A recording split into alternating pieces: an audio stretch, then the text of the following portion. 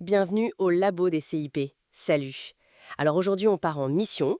Une mission un peu spéciale, hein. Le tout premier entretien avec un bénéficiaire. Ah oui, moment crucial, hein. Exactement. C'est un peu comme un décollage, tu vois. Le CIP est le pilote, et en face, c'est un univers entier à découvrir. Un univers carrément. J'aime bien l'image. Et pour pas se perdre dans l'espace, justement, il y a cet outil avec un nom un peu cinématographique. Film de SF. C'est ça. Alors non, on ne demande pas le film de SF préféré, hein, même si, Même si ça pourrait être sympa pour briser la glace. peut-être pour une autre fois. Non, sérieusement, film de SF, c'est juste un moyen mnémotechnique. Une sorte de checklist, mais plus sympa, quoi. Un GPS interstellaire, comme tu disais. Voilà. Un GPS pour structurer l'échange, s'assurer qu'on n'oublie aucune planète importante. L'idée, c'est de faire une carte, ensemble, avec la personne. Voir ses forces, ses atouts, mais aussi les obstacles. Les fameux freins cachés. Les astéroïdes sur la C'est un trajectoire. peu ça.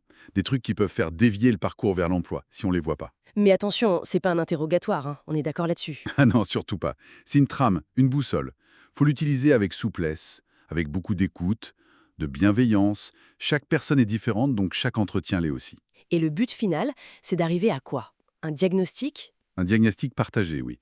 Que le CIP et le bénéficiaire soient d'accord sur la photo de la situation, les points forts, les points à travailler. Ok, c'est clair. Alors, on explore ces planètes, film de SF, c'est parti.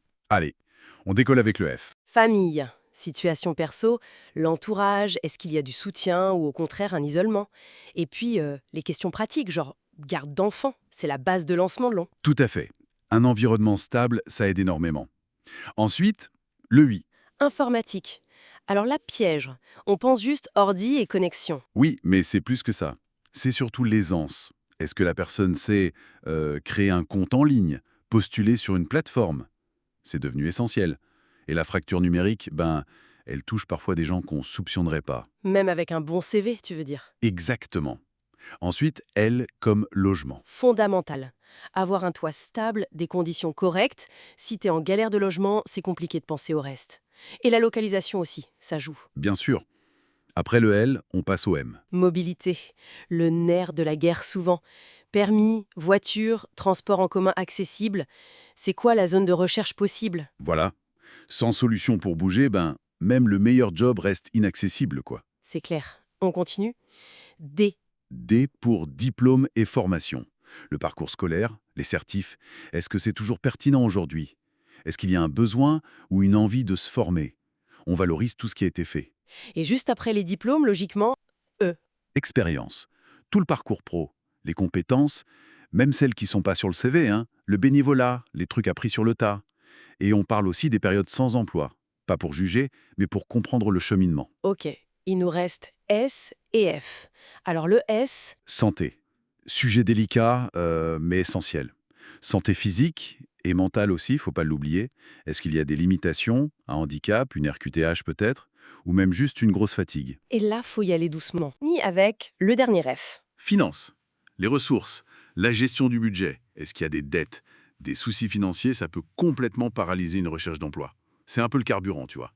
Ce qui est fou, c'est de voir comment tout ça est lié en fait. Mais complètement, hein. C'est ça le vrai intérêt de FinDSF. C'est pas juste de cocher des cases pour chaque lettre. C'est de voir les interactions entre les planètes. Voilà. Un problème de garde d'enfants, famille, qui bloque une formation, diplôme. Un souci de santé, santé, qui limite la mobilité, M. C'est un système. Et c'est là que le CIP sort sa casquette de capitaine de vaisseau. Léger rire, exactement. Il est la vue d'ensemble. Grâce à cette exploration, il écoute son passager, le bénéficiaire. Et il sait aussi quand appeler du renfort, contacter les partenaires du réseau. C'est ça, la tour de contrôle. C'est vraiment un travail d'équipe pour sécuriser le parcours. Et c'est de cette analyse fine que découlent les actions. Orientées vers un atelier, une aide financière, un partenaire santé. Donc pour nos collègues CIP qui nous écoutent, FinDSF, c'est une super rampe de lancement. Structurée, oui, mais surtout humaine. C'est un prétexte à la rencontre. Tout à fait. Et ça ouvre une question intéressante pour la suite peut-être. Cet outil nous aide aujourd'hui, mais comment on l'adapte demain? Quelles seront les prochaines planètes à explorer? Excellente question pour continuer à réfléchir. On se donne rendez-vous pour d'autres explorations alors. À bientôt dans le labo des CIP.